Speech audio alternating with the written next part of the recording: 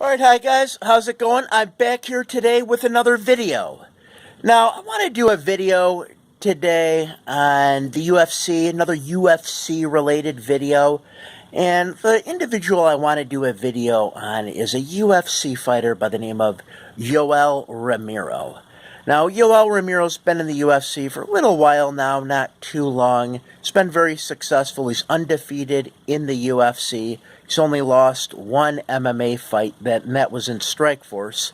But I want to do a video on him because he's been becoming a bit more popular. There haven't been a whole lot of new stars in the UFC, and I don't know if you would really consider him a star yet, but he may very well be a star in the near future, especially if he wins the middleweight championship.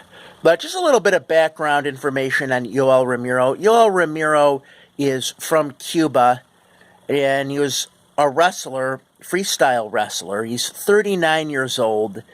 He has a silver medal in freestyle wrestling at the 2000 Olympics in Sydney. And since then, he's won all kinds of wrestling championships. He's won the Pan Am Games.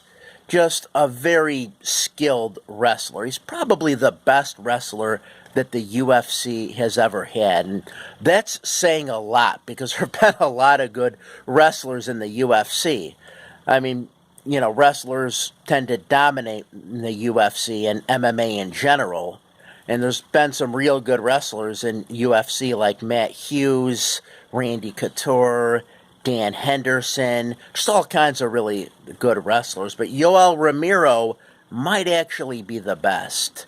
Because Yoel Romero actually defeated Cael Sanderson not once, but twice. He has 2 wins over Cael Sanderson. And for those who don't know who Cael Sanderson is regarded as the best wrestler, probably the best wrestler in modern times. And like I just said, Yoel Romero defeated him twice. So he's a very good wrestler. And he was in some wrestling tournament in Germany. And when he was there, he just decided to stay in Germany and begin an MMA career because he was unable to do that in Cuba. He's unable to turn pro and do all of that. So he decided to just stay in Germany, won some matches, then came to the United States and joined the American Top Team and continued his training. He then fought in Strikeforce where, like I said, he did have one loss. I think the guy got him with like a spin kick and then defeated him in kind of devastating fashion. But then, since then, he's been undefeated. And he's beaten some big names in the UFC. He has a win over Tim Kennedy, Lyoto Machida, and most recently, he's beaten Chris Weidman. So, if you follow MMA at all, you know those are some big names in the sport. I think he's ranked number 15 in the world, pound for pound, for fighters. And that's a pretty good ranking, but I don't know, seems like he should have a bit better ranking than that. But really, like I said, won a lot of matches. I've seen his matches, like I've seen his match against Tim Kennedy, and that match had a little bit of controversy to it. Apparently, Tim Kennedy, in the second round, at the end of the second round, was actually beating Yoel Romero, and looked like he was going to knock Yoel Romero out, but then Yoel Romero was saved by the bell, and he sat on his stool maybe, I don't know if it was 15 to 20 seconds longer than he was supposed to. And then he got back in to the match and completely turned it around and managed to beat Tim Kennedy. Then he had his match against Machida, and I don't think there was any controversy in that. He did beat Machida. Now, Machida as you know, has a very elusive or evasive style, as people call it, kind of like a stick and move Muhammad Ali type strategy that he usually implements. And Yoel Romero is so athletic, and in addition to being such a skilled wrestler, he's also a very good striker as well. And he was able to pretty much neutralize everything that Machida could throw at him, and managed to win the match. And then after that, he had fought, like I said, Chris Weidman. And there was some more controversy surrounding that match, because what happened again in the, I think it was the third round. I'm not sure if it was the second or third round. I think it was the third. But he took a water bottle and he dumped it on himself and, put it on all over his body. And you're actually not supposed to do that, because supposedly it can make you more slippery and you could get out of holds easier. So you're actually not supposed to do that kind of thing. But he did, and then they had to dry him off. Well, that sort of bought him some more time.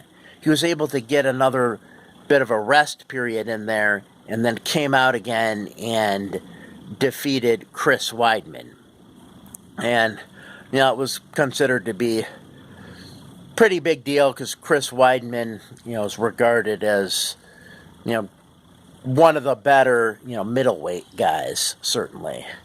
Now, yeah, so, to, kind of continue the controversy, there's been some more controversy surrounding him involving performance enhancement drug use. Some people claim he does use performance enhancing drugs. Some people claim he doesn't. He's very muscular for a fighter. He has, kind of like a bodybuilder's type physique, something you don't find with too many fighters. He's, and because of that, because he's more muscular, a lot of people have kind of assumed that he must be using some kind of performance-enhancing drugs. And that, I don't know. I don't know about that. There was some talk about an incident that happened where USADA, which is the organization that tests fighters, apparently got him on a banned substance. But what happened is the banned substance was in a supplement that he was taking, and he didn't know the supplement contained the banned substance, because the banned substance was not listed on the label of the supplement. So I guess they did suspend him for that, but they didn't give him as long a suspension as they ordinarily would have, because he just had no way of knowing. But still, there are people who do, refuse to believe that he's not on steroids. They think he's doing something, whether it's steroids. They think he's got to be on something. And I don't know about that. It's not like he looks like a 1974 Arnold Schwarzenegger. He's not that muscular. But, he is 39 years old, and he is muscular, but I do believe that that could be achievable. I really do. There's a lot of people nowadays, and when they see a muscular person, they automatically want to assume the person's using some kind of performance-enhancing drugs or something like that. For some reason, they don't want to believe it could be achieved by the person's own efforts. They want to believe the person's taking some kind of a shortcut. And, maybe he's not taking a shortcut. Maybe it is achievable. I definitely think it certainly can be. But, so, yeah, in addition to that, there was then talk about him getting a title shot. Now, right now, the middleweight champion is Michael Bisping. And there was talk of having Yoel Romero face Michael Bisping. People have accused Michael Bisping of kind of ducking Yoel Romero. But probably the match will happen. It was supposed to happen, but then GSP, George St. Pierre, has come out of retirement and is going to be facing Michael Bisping.